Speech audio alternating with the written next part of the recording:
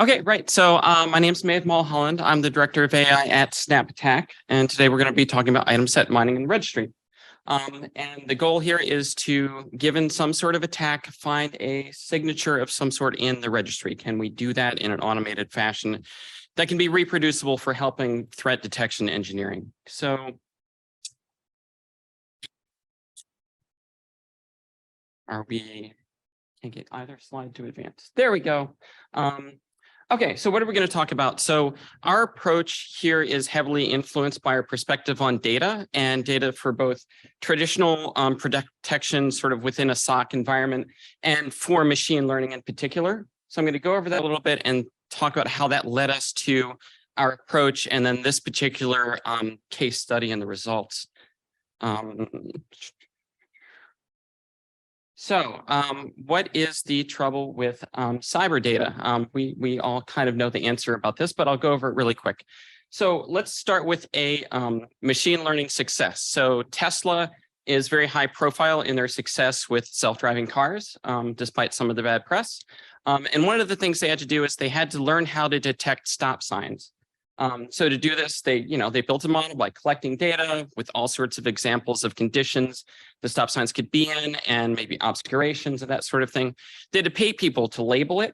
And then they had to monitor it to make sure, like, are we having success? How do we tweak our model to improve and so forth? And they think they're really hot stuff because they succeeded at this. But what if stop signs had legs and there was like 4 of them in the world and they didn't like being seen, right? This would be a much harder problem. You'd have the issue of like collecting enough data to do this identification would be hard. You'd never have enough examples of the variants that these stop signs could be in or their behaviors. To label these, you'd have to bring in the foremost experts in stop sign identification to be able to label these appropriately. And then monitoring would be a nightmare because how many successes are you going to have in a while to learn how to tune your algorithm, right? So clearly we're not talking about stop signs anymore. This is the problem faced by machine learning experts when they've historically been trying to do threat detection with supervised learning. And it's challenging. And a lot of people have given up because, the problems are, imbalanced data sets, everything's context dependent. It's hard to get examples that have all the variants that are present in real attacks. And then labeling it, everybody's in high demand, the people who can label this data. And in terms of measuring success, right?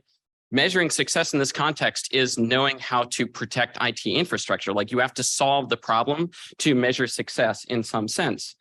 And these are the same problems that are faced by people who are doing real life IT infrastructure protection, right? Like if you're trying to detect threats using traditional or non-ML methods, you have the same issues, right? There's the expertise shortage. There's the massive amount of volume of data. When you have examples of attacks, do you understand the variants that could be present in them so you can detect them later? And then how are we protected? That question is incredibly hard, and people pay a lot of money to try and figure out to determine, like, are our detection strategies actually protecting us and how? So the point is here, if you can get some leverage on one of those problems, it's going to solve the problem in both domains. So if you can get traction in one domain, you might get some traction in another domain. And so I'm going to talk about how we've been approaching this and how our approach to doing non-ML based threat detection engineering has given us a leverage on doing actual machine learning, and AI. So SnapAttack is a web platform that we say it's for red and blue collaboration or purple teaming. So it's a tool that helps both red and blue teams collaborate and work together. And people use it for developing threat detection strategies, doing detection engineering, trying to make better detections, and then deploying those strategies, right? And the reason it works is because we've got these 2 data sets. We've got the red and the blue data sets. On the blue side, we have all these detections. And so these detections are queries that are intended to be run over logs, and they're supposed to detect behaviors that might be suspicious or malicious or actual indicators of attacks, everything from like suspicious behavior to IOCs, right? So that's in the blue bin. And the question is always, if you have these, how do you know they work? And how do you know how they're going to behave in different contexts? So to solve that, we've built this red data set, which is examples of attacks. Each of the items in that data set is a VM session that's been logged, and it is a tightly scoped example of a particular type of attack, right? Or even behavior, right? So this is not a full kill chain or attack chain. It's just one particular type of behavior that we might be interested in detecting. And when we smash these data sets together and see what the detections hit, all of the labels on here can help, on the attack side, can help us tell, is that a validated hit? Is that detection behaving the way we expect it to? And so this ability to work this into a pipeline, test your detections as you're developing them, iterate on it, see how they're behaving, is critical for detection strategies in general. But if we dig into what these attack sessions are, this is what makes the like ML part of my brain really tingle, is these attack sessions. We call them attack sessions or threats.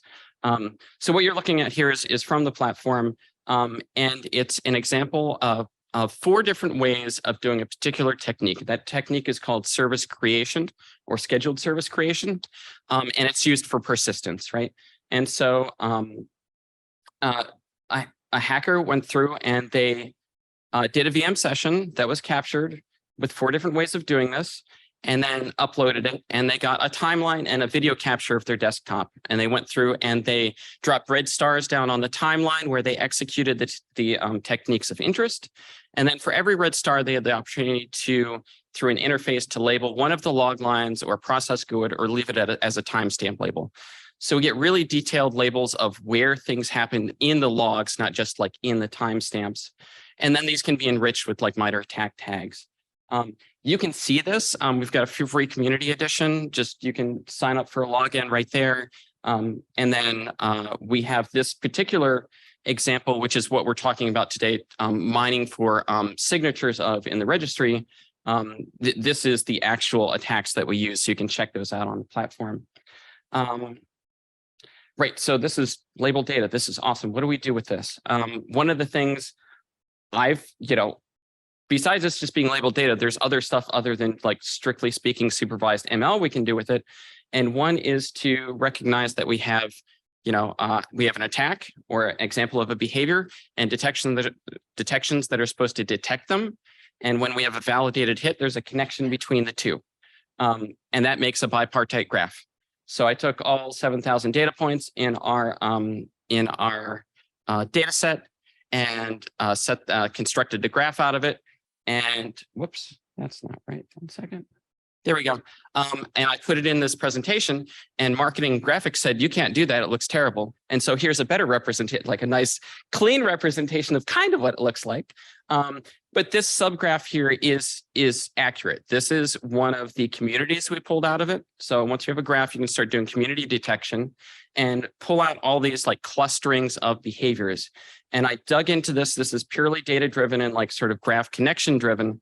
And I started digging into these communities to find out what are they. And like this one, which is sticky keys exploits. So everything in here is either a detection or an attack example of user accessibility exploits or in order to achieve higher privileges. And so it correlates to this particular MITRE ATT&CK sub-technique. And that's true across the whole data set. These behaviors start to manifest once you connect things as a graph. And there's other cool things you can do with this, like, it's all enriched, so you can start calculating MITRE ATT&CK coverage given a set of detections.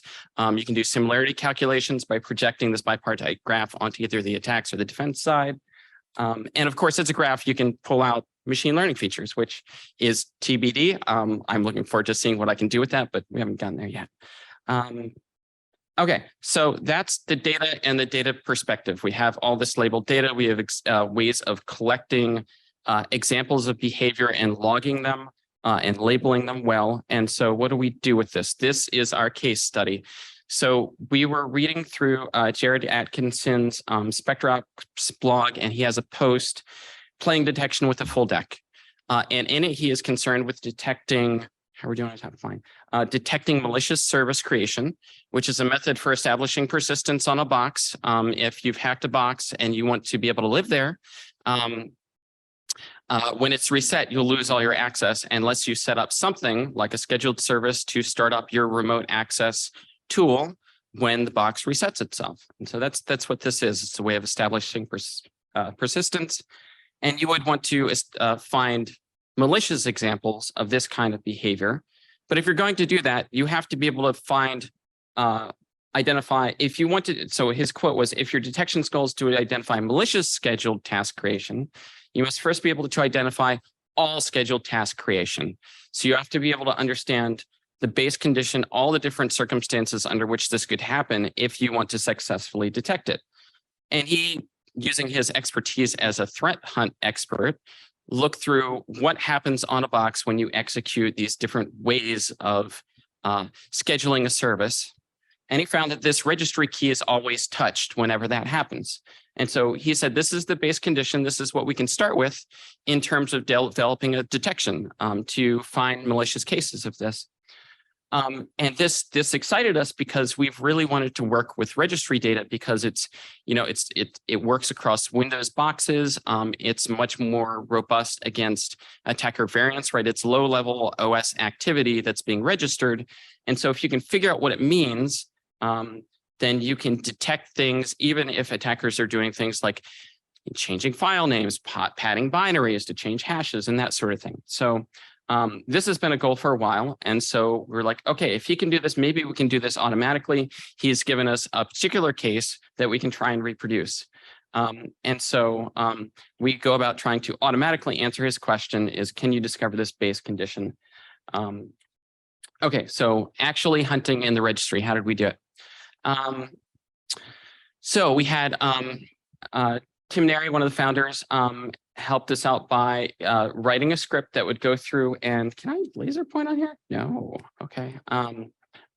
Execute one of these methods randomly on a box and vary the timing of these scheduled service creations and the service names to add some randomness in it. And every time a service was created, we recorded this timestamp. And so we have a whole bunch of timestamps. And then we pulled in a time window around that timestamp all the sysmon event logs 12, 13, and 14. Those are registry key creations, deletions, or modifications. And we're agnostic as to which of those it is. We really just want to find out which of these keys is being touched. And so this is our data set, these time windowed boxes of registry keys. And our goal is to mine them and discover, correlations or patterns, which would tell us what keys are associated with this behavior or combinations of keys. So we also ran some user behavior in the background. So it wasn't just one activity going on. And in the end, we ran for 17 hours and got 364,000 events, of which there's 80 to 89,000 unique keys. This follows kind of Zipf's law for language, right? Like there's a lot of keys that show up a lot, and then most of the rest of the stuff is fairly unique. So you can't really do item set mining on that. If all your events are unique, like there's no patterns to find. So we have to solve this problem. So this is an example of some of the keys that were in our time windows. And you can see there's clearly patterns here, right? If you as a human saw this, you would say, these are all connected. We don't want these to all be registered probably the same. And if they show up in our time windows, if any of them do, we want to know that and pull that out. And so we normalize these by going through and finding these unique identifiers like service IDs, process IDs, program IDs, et cetera, and just replacing them with tokens. And I did this just by staring at Windows registry logs for a long time and writing regexes. And so this is what it looks like after we normalize that and truncate some of these keys because they're very long. That gets us down to about 28,000 unique keys. But still, this is a pattern we would want to pull out. We would want these to be associated with each other. So how do we do that? And our answer is we start clustering this. Once we normalize the keys, we start to cluster them so that we can use the cluster IDs rather than the key strings themselves as the identifiers for the item set mining. And so the strategy for this was to just treat each of these registry paths as each element is an item in a set, pull them out and use the Jacquard distance, which is nice because, so in this case, right, these are long strings with just one differing, once you normalize them, one differing element at the end. So there's 5 common elements, 7 total. And so the distance metric I've set up here is 0.3, right? So this is pretty close. And when you contract these keys down, like if you have short keys that differ by 1, they're further apart. So this respects the kind of hierarchy you find in the registry. So that intuitively made sense to me, and it seems to have worked well. These are examples of clusters from that. And so we go through the logs and we just, whenever we find a key, we replace it with the closest cluster. And that brings us down to 7,000 unique items in our data set for item set mining, which is a 92% reduction and makes item set mining actually feasible in this case to find the signatures for these attacks within these time windows. So what did we catch? So here, item set mining, right? It's like, what are the most prevalent combinations of clusters, of items within those time windows? And so they're in terms of the cluster IDs. And we ran a negative baseline here. So these are the most common cluster IDs in data without any service creations. And we removed them from the top hits in the item set mining from the actual data run. And that leaves you with just that top cluster there, cluster number 1, which is actually the correct key. So this is, it's got a string in there that's the service name that was randomized, but then that cluster is showing up at the top of the list as the culprit. And so in this case, for an example, right, if you did this in the wild, this would be like somebody hands you an attack. Hey, how do I get traction on this? You run a script that simulates its attack, collect registry data around those attacks, run the normalization scheme and clustering, and then do your mining and look at what comes out on top and subtract out the baseline. So that's sort of the general methodology we're trying to validate here, and it seems to work in this case. And so you would hand this key off to your analysts or your threat detection engineers and say, this is your starting point. This will detect all cases of this behavior. And your job is just to reduce false positives and find out how do we tell it's actually malicious when this happens. So this is an excellent starting point. And so what did we take away from this? One is being able to have scripts coded up for these techniques and behaviors is essential. And the more parameters you allow people to vary within those scripts, like, you know, if there's command line options that don't matter, if there's timings or parameter names that can be changed, like make those as options in the script to change so you can represent that variance in the data when you simulate it. The Atomic Red team kind of does this. They just don't have, they have good examples of attacks. They just don't have parameters that you can change as easily. So this attack as code is important for this. 2, looking at this, the thing I'm most excited about this is the registry data processing, because registry data is so hard to work with. And so I think this is a reusable technique, right? It's a way of normalizing and processing this data such that the hierarchy and simulators that are in these keys are manifest, and you're not dealing with like a million unique keys. And it's not this like, I would hate to run an LSTM over this stuff. I just don't know what would happen. So I'm not going to do that. I like this a little bit better until proven differently. Although it's expensive, right? And so is frequent item set mining. And arguably in this case, we could have just done a value count across them and we would have gotten the same answer.